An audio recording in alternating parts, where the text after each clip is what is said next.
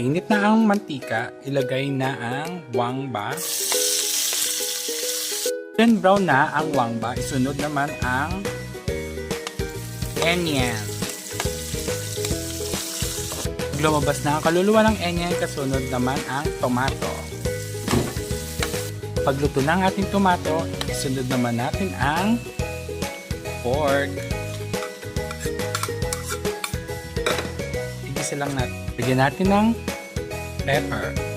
At lagyan din natin ng salt.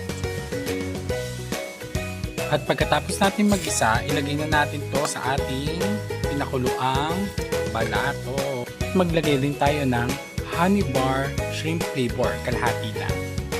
At kasunod na rin ang ating honey bar pork cubes. Maglagay din tayo ng pepa, chicharonis. 3 balot na chicharon ang ilalagay natin para masarap.